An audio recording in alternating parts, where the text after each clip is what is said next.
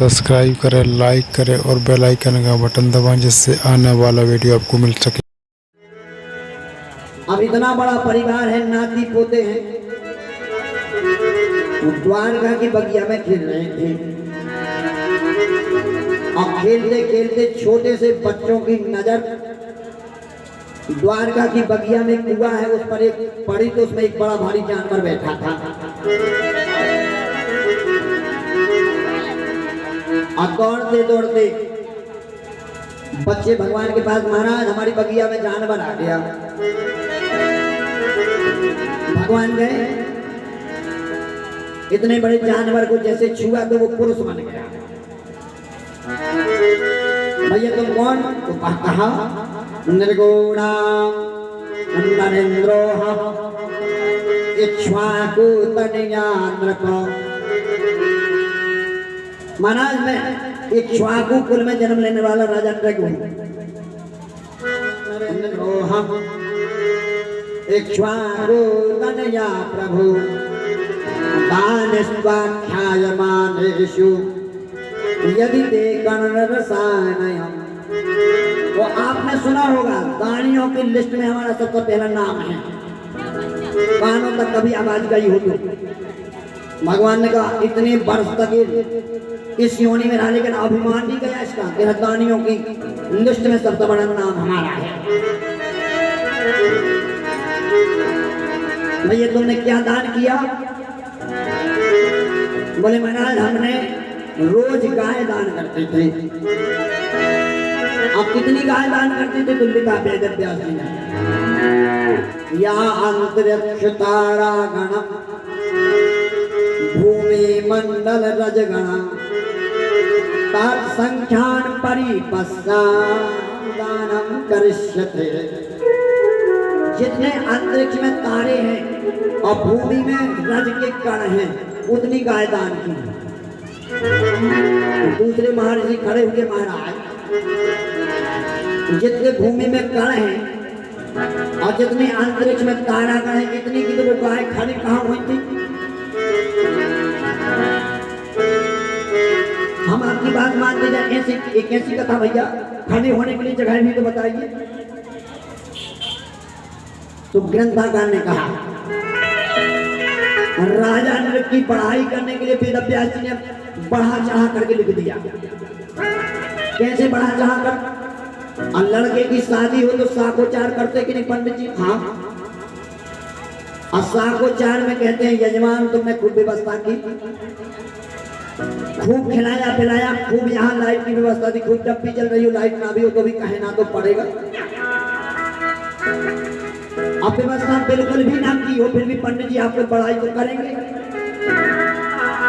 उसी प्रकार जैसे विवाह में कन्या पक्ष ने व्यवस्था की हो या ना की हो, बारात में आने वाला पंडित उसकी पढ़ाई ही करता है। उसी प्रकार वेद व्यास जी ने अपने राजा नृग की प्रशंसा बढ़ाने के लिए लिख दिया कि जितने अंतरिक्ष में तारे हैं, भूमि में जितने कण हैं उतनी गाय दान की। उतनी की नहीं तो की कितनी महाराज? प्रातः पूज्यपासी राममूर्ति जी लिखते हैं शक्ति सप्तविंशति सहस्रम च चतुर्थ सप्तम च संख्या एते गावान संख्या दानम राजा नृगं कृत। 27,400 गाय दान की राजा ने। कितनी? 27,400। और 27,400 गाय कहीं एकत्र करो और अपने विधायक या मंत्री को बुलाओ और विधायक मंत्री हाथ रखता जाएगा और दान होती जाए और उन्हीं 27,400 में से एक गाय मंत्री को मिले तो पहचानेंगे कौन है? नहीं। और राजा नृग के साथ भी यही हुआ। 27,400 गाय दान कर रहे थे, हाथ लगा करके ब्राह्मण को दे देते थे। एक गाय दुष्ट थी, ब्राह्मण के हाथ से छूट करके भागी और फिर से उसी में मिल गई जहां से दान हो रहा था। वही गाय फिर से राजा ने दूसरे ब्राह्मण को दे दी। एक ब्राह्मण अपनी गाय को खोजते हुए आ रहा था और दूसरा ब्राह्मण अपनी गाय को लेकर जा रहा है। बीच में दोनों मिल गए। ब्राह्मण ने कहा ये गाय हमारी है, दूसरे ने कहा नहीं हमें राजा नृग ने दी है, और दूसरे ने कहा राजा नृग ने हमें भी यही दी थी, चलो वही बताएंगे किसको दी। पूछा महाराज ये गाय आपने हमें दी गई इनको। राजा ने क्या जाने बेचारे 27 अभी तो हाथ लगा रहे थे, अब दोनों को सिर हिला दिया, गिरगिट की तरह से हिलाते उसने चाहो गिरगिट हो जाता। एक सज्जन खड़े हुए महाराज आज के बाद दान करना बंद हो, अब ब्राह्मणों को दान नहीं दे तो श्राप मिलती, करें क्या? और बेचारे राजा ने की गलती क्या है?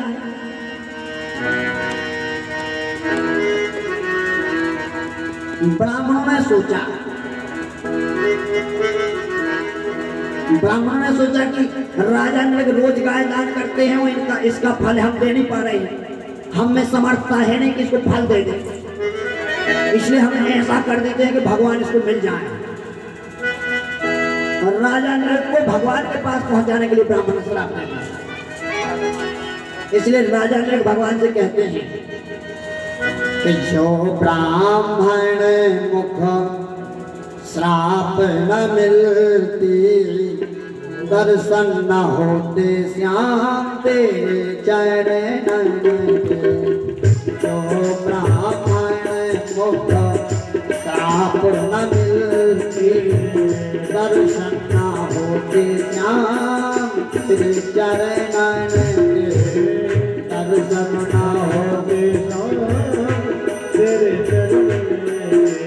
तेरे चरण के, पूज चरण के, तेरे चरण के, पूज चरण के।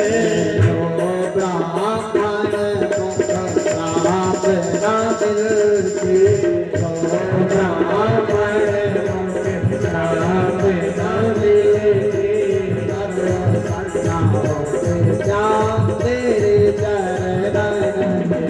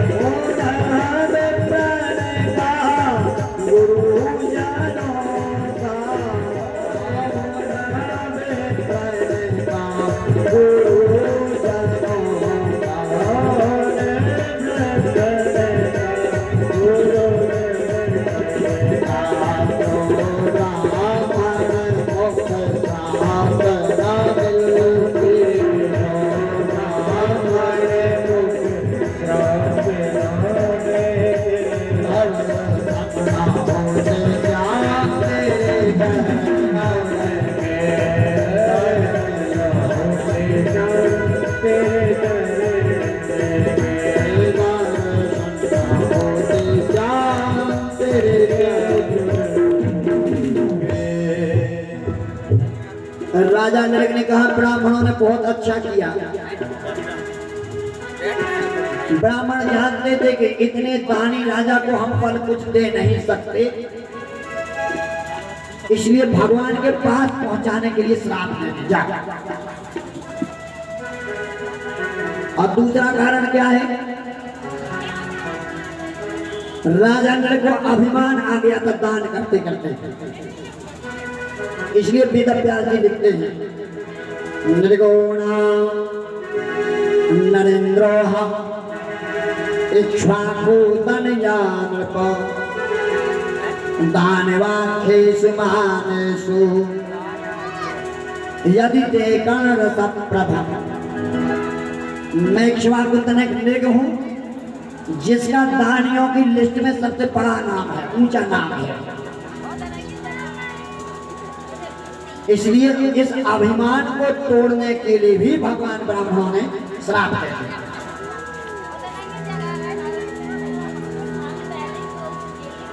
आप वेद व्यास जी बताते हैं राजा ने कैसी गाय दान कर रहे हैं, सुनिए। हम और आप गाय कैसी दान करते हैं, यदि बच्ची की शादी हुई तो गाय को पकाने के नहीं पकाना, और गाते में जब हमने पकाना तो क्या बोले महाराज टलिया देंगे या बछिया। और टलिया क्या होती, नदी का घाट चढ़ जाए तो बच्ची की भाग न मर जाए तो तेरे भाग में नहीं थे, और बछिया क्या 4 साल तक पालना, यदि पल जाए तो दूध खाना वरना तू जा। अब गाय दान किस लिए करते हैं, सुनिए। आप कभी आई हुई नदी के पास पहुंचना और आई हुई नदी को पार करने के लिए गाय की पूंछ पकड़ने की आवश्यकता होती है, और यमलोक में एक आई हुई नदी है जिसका नाम है बैतरणी, और आई हुई नदी को पार करने के बछिया का पूंछ पकड़ना है, और छोटी सी बछिया का पूंछ पकड़ोगे तो तुम भी बहोगे, बछिया भी बह जाए, और टलिया का पूंछ पकड़ोगे तो तुम भी बहोगे, टलिया भी बह जाए। तो भैया कैसी गाय है जिसकी हमें नदी से पार करा दे, ना तो टलिया दान करना ना बछिया दान करना। 20 टलिया दान करने से अच्छा है एक ही गाय दान करो, और 20 बछिया दान करने से अच्छा है एक ही गाय दान करो। चाहे अपनी बच्ची को दो, चाहे अपने समधी को दो, चाहे गुरुजी महाराज को दो, चाहे अपने पंडित को दो, लेकिन बछिया मत देना और टलिया मत देना। भागवत जी लिखते हैं कैसी गाय दान करनी चाहिए। पयस्वनी तरुणीशील रूपा गुणोपपन्ना कपिला है में श्रृंगी। पयस्वनी तरुणी, पहले तो जवान हो, गाय क्या हो, जवान हो, एक ही तो ब्यात हो गए, और दूसरी दूध देती हो, छुटानी गैया ने। पयस्वनी तरुणी शील रूप, और मर खेलू ना हो कि महाराज के घर जाए तो सिंह मार दे, से महाराज चले जाए। शांत गाय हो, हमने कह रहे भागवत जी। पयस्वनी तरुणी शील रूप, दूध देने वाले हो और शांत हो। कपिलो गुणोपपन्ना, और ऐसी ना हो कि एक ही मग्घा दूध कराए। गुणोपपन्ना, लीटर 2 लीटर दूध कराए। कपिला है में श्रृंगी, और काली गाय होना चाहिए, काली गाय ही दान करो, और सींगों में कुछ ना कुछ धातु के कण लगना चाहिए, ऐसा लिखा है। पयस्वनी तरुणी शील रूप गुणोपपन्ना कपिला है में श्रृंगी। न्यायार्जिता कस्य खोरो सबस्ता, और खोरों में महार लगा करके भेजो, और बड़े आदमी हो तो सोने लगा कर भेजो, और गरीब हो तो महार लगा कर भेजो। और बछड़ा के शहद सबस्ता लिखा, सबस्ता बछड़ा की शहद। दुकूल माला भरना ददाम्यम, और गाय को सजा बजा करके माला पहना करके देना चाहिए। और ऐसी जिसने गाय दान की होगी उसी को बैतरणी से पार होना है, और टलिया होगी तो बह जाना है, और बछिया होगी तो भी बह जाना है। रोज रोज कार्ड में हम पढ़ते लिखा बछिया पूजन करते। हमने कहा महाराज ये कहाँ से प्रविष्ट कर गया हमारी संस्कृति में। लिखना चाहिए गो पूजन। अब बछिया पूजन कौन सा पूजन भैया? गो पूजन लिखना चाहिए। कभी भी आप लोगों से आग्रह है, अब भागवत जी की आदेश है, हर ब्याह में आप जो गाथा पकाते मत पकारो, एक में पकाना पर अच्छा देना। क्यों अच्छा देने से क्या होता है सुनिए। एक सेठ जी के यहाँ बच्चा नहीं थे, हनुमान जी के मंदिर में प्रार्थना की महाराज हमें बच्चा हो जाए। 2-4 मंगलवार गए, भगवान ने कि पुजारी ने कहा कुछ चढ़ा दो तभी, या बदना कर दो तभी पुत्र होगा। क्या चढ़ा? बोले फल फूल चढ़ाओ। मंदिर से बाहर गए, एक ठिलिया पर बिही बिछ रही थी। अमरूद बेचने वाले से पूछा भैया बिही का भाव? बोले ये 20 रुपए किलो, 10 रुपए किलो है। बोले 10 किलो, 10 रुपए वाली 2 किलो तौल। अब 10 वाली बिही लाए और हनुमान जी को चढ़ा दिया। हनुमान जी की कृपा हुई, बच्चा हुआ, पर बच्चा के शरीर में हड्डी नहीं थी, सारा शरीर दब रहा था। पुजारी जी के पास आए, महाराज बच्चा तो हुआ पर बच्चा में जान नहीं है, कड़क नहीं है, एकदम बिल्कुल सारे में मांस ही मांस है।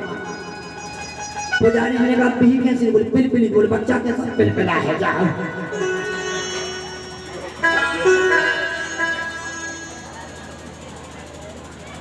भगवान को वही चढ़ाओ जो खाओ। मार्केट में घी चलता है, खाटू जी लिखा रहता है, खाने में प्रयोग ना करें। भगवान में प्रयोग कर दे, भगवान मर जाए हम बच जाए।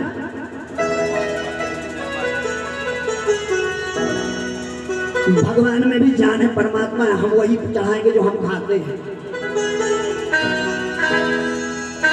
इसलिए वही दान करना चाहिए जिसका प्रयोग हो। पयस्वने तरणी शील रूपा गुणोपपन्ना कपिला हिम संगी न्यायार्जिता रूप थोड़ा सबस्ता दुकूल माला भरना ददाम्यम। ऐसी गाय दान करो जैसे भागवत जी में लिखी। राजा नरक ने ऐसी ही गाय दान की थी, लेकिन श्राप क्यों मिली सुनिए। भागवत जी में लिखा है कि 4 पैसा लेने वाले व्यक्ति मर जाते हैं, नष्ट हो जाते हैं। सुनिए, मंदिर के नाम से चंदा जोड़ा और चंदा खा गए, नहीं बचोगे, कुल भी नष्ट हो जाएगा। अब गरीब कन्या के नाम से विवाह के लिए पैसा जोड़ा खा गए, नहीं बचोगे, नष्ट हो जाएगा। और भागवत कराने के लिए पैसा जोड़ा के फलाने बक्ता जी आना है और खर्च किए 1 लाख, खा गए 1 लाख, नहीं बचोगे, नष्ट हो जाओगे। हम नहीं कह रहे, लिख रहा है क्या? स्वादत्ता परदत्ता ब्रह्म विद्धि हरे पिचा 60 वर्ष सहस्राणि विष्णायां जायते क्रमी। मंदिर के नाम का चंदा खाने वाले और कन्या के नाम का चंदा खाने वाले और धर्म के नाम का चंदा खाने वाले 60,000 वर्ष तक विष्ठा का कीड़ा बनते हैं। भागवत जी में लिखा है। अब भागवत जी ने लिखा किया ताम हाला हलम समचा, यदि सेल फास खा लो तो दवाई से बच सकते हो, भागवत जी कह रहे हैं। और यदि ब्राह्मण का और मंदिर का और कन्या का धन खा लो तो बचोगे नहीं। सर्प के काटने से बच सकते हो दवाई के द्वारा, लेकिन इतनी जगह का धन खाने वाले से कुंभी पाके तो बच जाते हैं, निश्चित तौर पर भोगना पड़ेगा। ये चंदा का पैसा बड़ा खराब होता भैया, घर को जला देता है। जैसे किसी के घर में प्यार रखा हो और एक ही चिंगारी काफी, उसी प्रकार ये आपके घर को चिंगारी का काम करके जला देगा। इसलिए चंदे के पैसे में 2-4 पैसा जुड़ा दो, लेकिन खाना नहीं।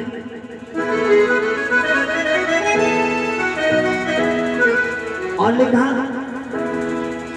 आजकल शहर में एक चीज चल रही है, पंडित यजमान के यहाँ पंडित लगे, ठेका किया इतना पैसा देना, आधा पैसा पंडितों को खा गए। ऐसे पंडित भी 60,000 वर्ष तक विश्वास का कीड़ा बनते हैं।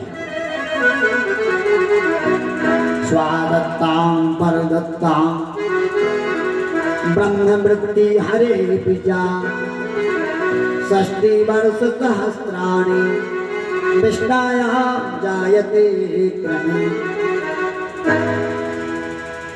राजा नृग की कथा के माध्यम से मानव भगवान हमें सिखाना चाहते हैं, बच जाओ। राजा नृग की कथा से बता रहे भैया,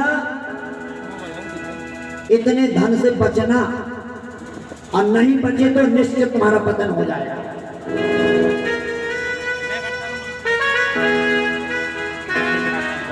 और राजा परीक्षित सुखदेव जी महाराज से पूछ रहे हैं, महाराज आपने कहा कि हाला हलम विषम सर्पम निश्चित पायत दारिका, कोबरा सांप कोसी को काटे या सेल फांस खाने पर दवाई से बच जाएगा। यथाम धनतम विप्र धर्मम, लेकिन ब्राह्मण का धन, मंदिर का धन, कन्या का धन खाने वाला बच नहीं सकता। इसलिए भैया गोस्वामी जी ने लिखा धन पराओ विषते विष भारी, जननी साम जानो पर नारी। धन पराओ विषते विष भारी, जननी साम जानो पर नारी। श्री राम जय राम जय जय राम, श्री राम जय राम जय जय राम। ओ धन पराओ विष विषते विष भारी, धन पराओ विष विष भारी, जननी सम जानो पर नारी। सिया राम जय सिया राम, जय सिया राम जय जय सिया राम। यह भावना यदि अंदर आ गई तो आपका नित्य प्रतिवृद्धि होगी। और द्वारका में राजा नृग, जैसे आजकल बासमती चावल में होड़ लगे, कभी आप चाहे मध्य प्रदेश में हो चाहे छत्तीसगढ़ में, बोले वृंदावन बिहारी लाल की। किसी भी जगह में चावल हो सबका नाम बासमती है भैया। बासमती की पहचान सुनो, गंगा जी के तट पर उगने वाली धान को ही बासमती कहते हैं। गंगा जी की मिट्टी से जो सुगंध आती है उस धान के कण में पहुंच जाती है। इसलिए बासमती केवल उत्तर प्रदेश और बिहार में ही होता है, अन्य जगह नहीं। लेकिन अब कहीं भी जाओ बासमती नकली प्रोडक्शन है। और भगवान वासुदेव के नाम के ही नकली प्रोडक्ट चलने लगे, पौंड्रक। लकड़ी के हाथ लगवा लिए, चक्र लगाया, बैठ गए, बोले हम वासुदेव हैं। आरती कराने लगे। जय पौंड्रक देवा स्वामी, जय है पौंड्रक देवा, फूल चढ़े धन दान, फूल चढ़े और चढ़े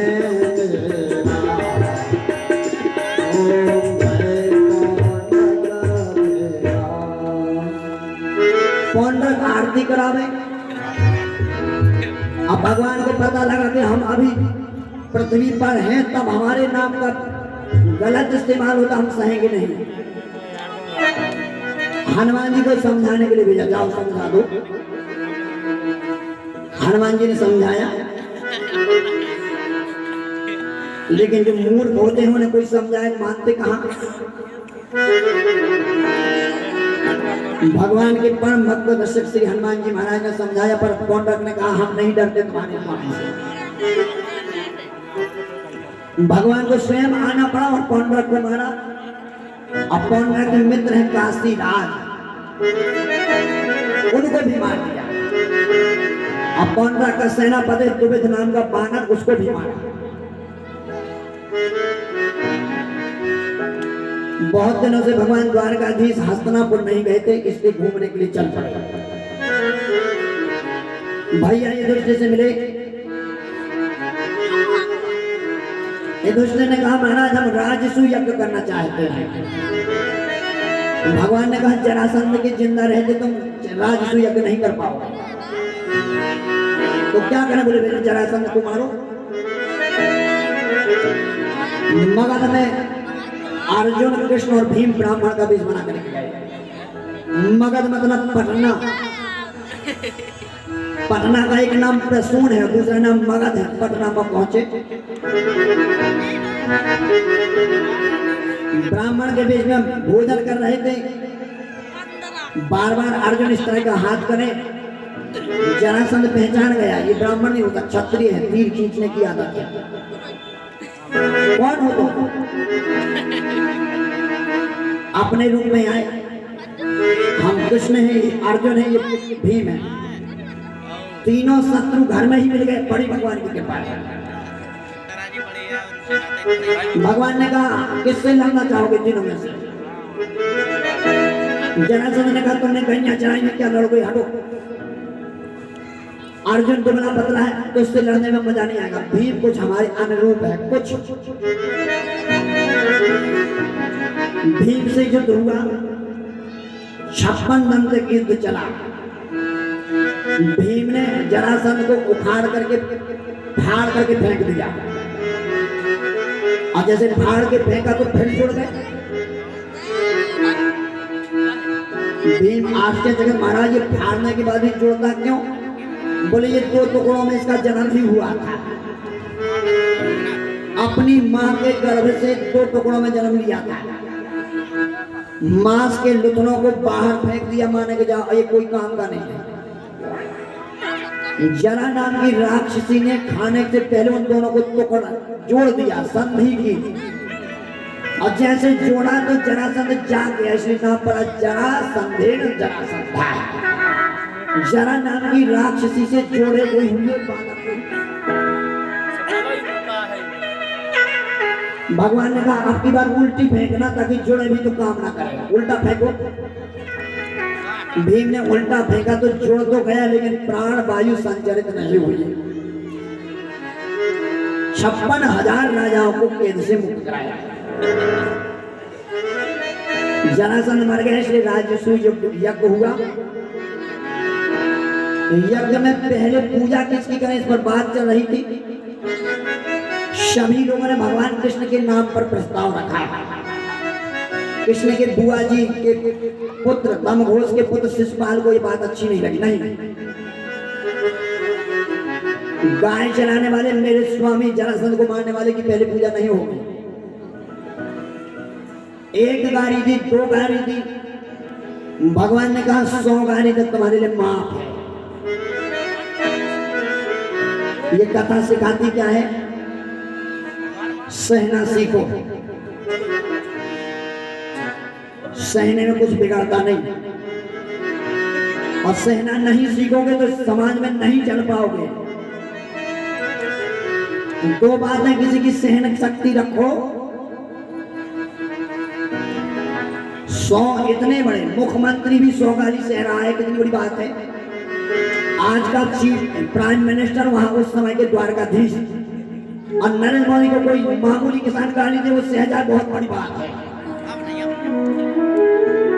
जब इतना बड़ा व्यक्ति गाली सह सकता तो हम और आप क्यों नहीं। भगवान बताना चाहते हैं क्षमा बड़न को चाहिए, छोटन को उत्पाद। जो बड़ा होता है वही क्षमा करने की शक्ति जानता है, और जल्दी जो गुस्सा कर दे क्रोध कर दे वो बड़ा है ही नहीं।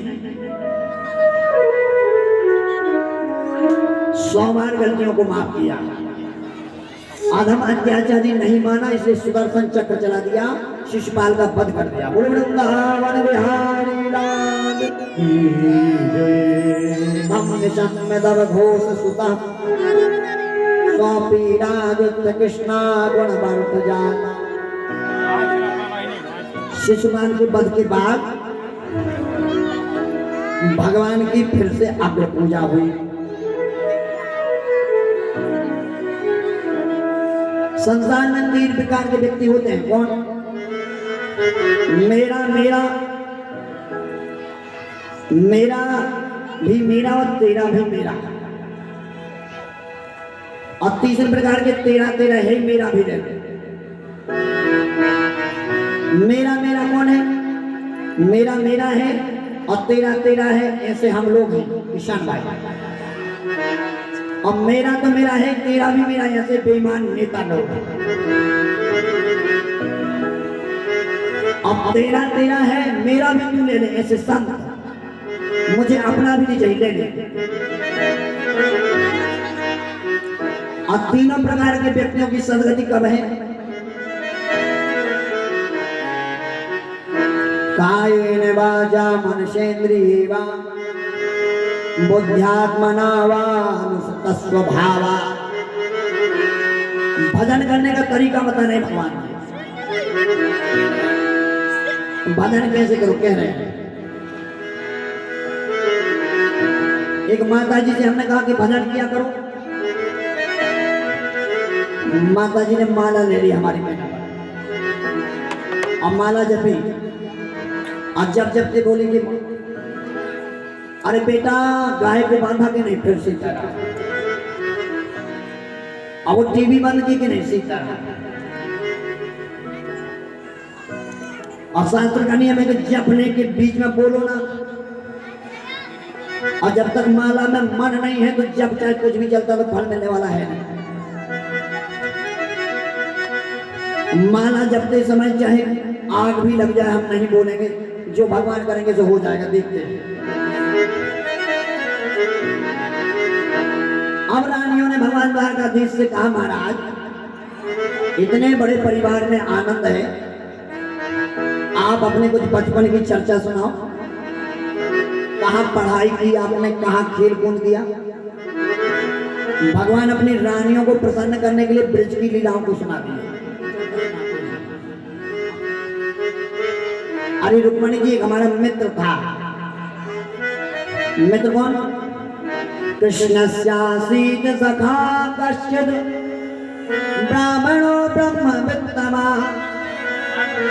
आसीत कृष्ण से सखा है, एक कृष्ण भगवान का सखा है। और लिखा क्या? ब्राह्मणो ब्रह्मवित्तमा, ब्राह्मणों में श्रेष्ठ है। विरक्ता इंद्रियार्थेषु प्रसन्नात्मा जितेंद्रिया। अब विरक्त है और इंद्रियों को बस में रखने वाला है और प्रसन्न है। वेदव्यास जी लिख रहे हैं कि प्रसन्न है। बताओ जिसके घर में 4 दिन से चूल्हा ना जलो, प्रसन्न कहाँ भैया? खाने के लिए भोजन नहीं है, कह रहे प्रसन्न है। एक कैसी व्याख्या की वेदव्यास जी ने, क्या लिखा?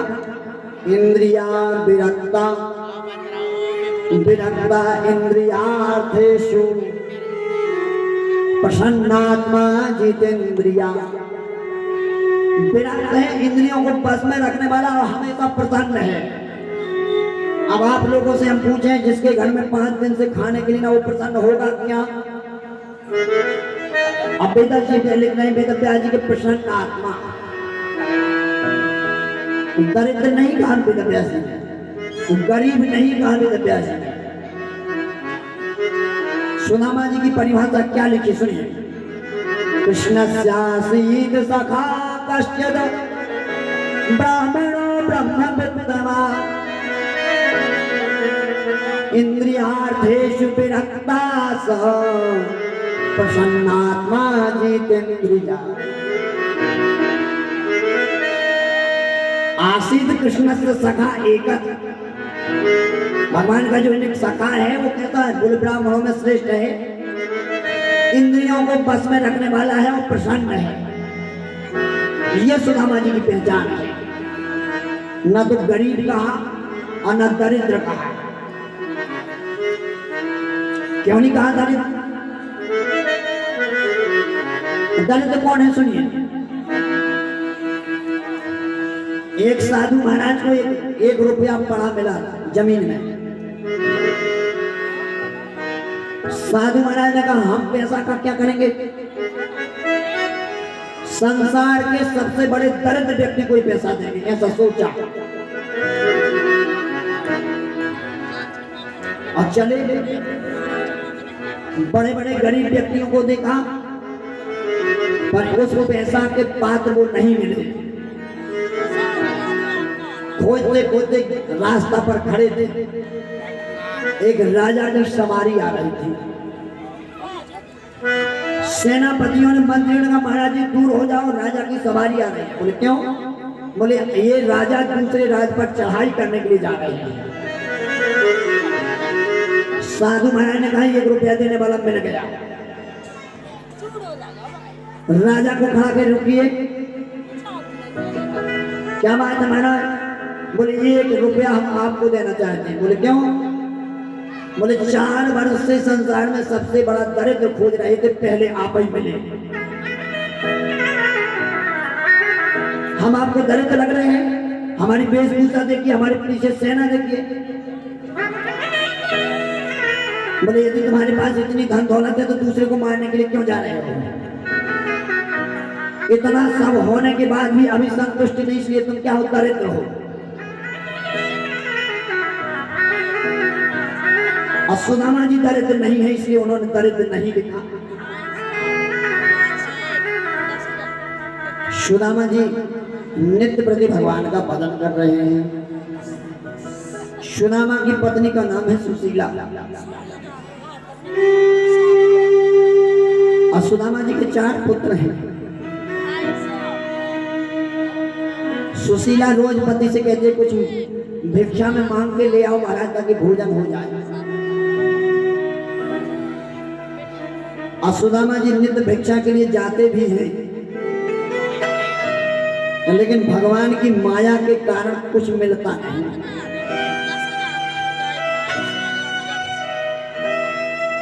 और लौटते हुए घरे आए, सुशीला ने पूछा पतिदेव आज कुछ मिला? बोले कुछ नहीं मिला।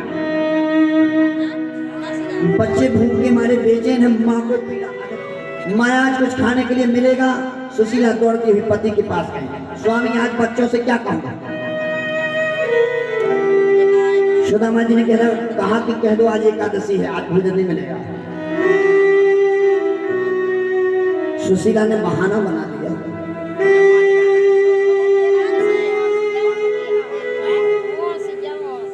बेटा आज अपने घर में एकादशी है, भगवान का व्रत है, आज भोजन नहीं होगा, कल भोजन कर। कल फिर भिक्षा के लिए गई।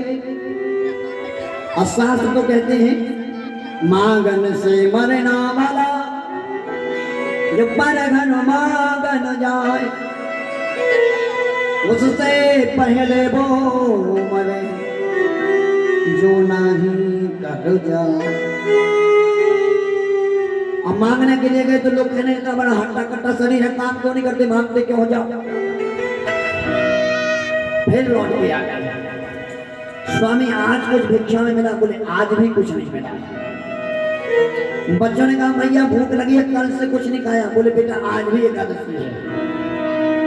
बच्चों ने कहा मैया गांव में सबके यहाँ एक दिन एकादशी होती है, हमारे यहाँ 10-10 दिन क्यों?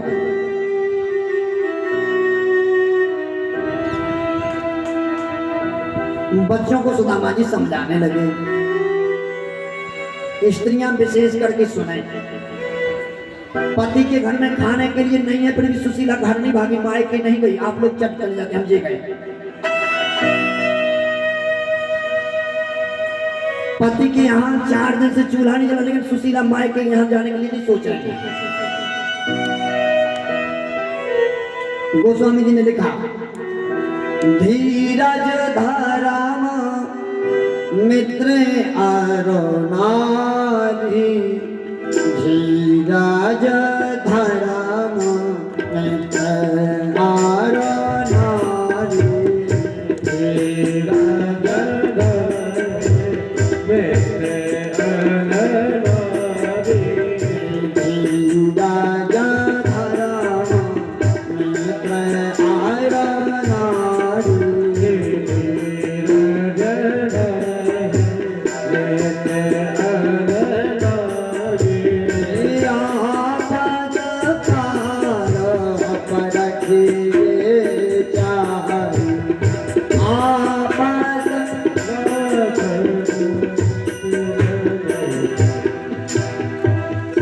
विपत्ति में जो संग दे वही आपका है।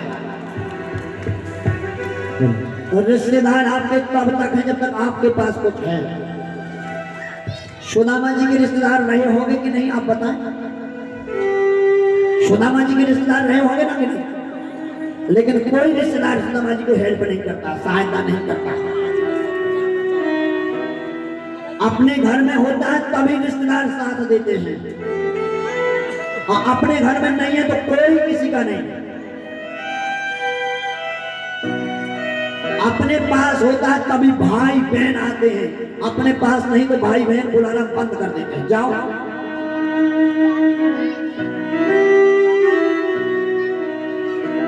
आपके पास जब तक है तभी तक आपकी प्रतिष्ठा है, और जिस दिन आपके पास नहीं, ना तो मां साथ देगी, ना पिता, ना भाई, ना मित्र।